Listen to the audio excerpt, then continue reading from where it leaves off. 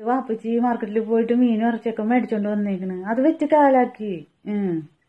ഇല്ല, കുറവുണ്ട്, നല്ല കുറവുണ്ട് വേദന. പുതിയ ഡോക്ടർ കൊള്ളാട്ടാ. ഇല്ല, പണ്ടത്തെ പോലെ പ്രശ്നമില്ല.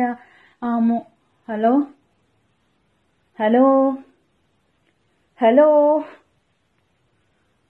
കഷ്ടപ്പെട്ട ഓരോ ലൈൻ കിട്ടണം, അതിന്റെ ഇടയിലാണിത്. എന്ത് 4-5 ദിവസമായി അവന് പനി തുടങ്ങിയിട്ട്. അവൻ നാട്ടിലുള്ളപ്പോ മരുന്ന് മേടിച്ച് കഴിക്കുവോ? അങ്ങനെയുള്ളവൻ അവിടെ ചെന്നാ മരുന്ന് മേടിച്ച് കഴിക്കുവോ? ഭക്ഷണം പോലും നേരം വണ്ണം കഴിക്കണ്ടാവൂല അവൻ. അതാണ് ശബ്ദത്തിലൊരു തളർച്ച ഉണ്ട്.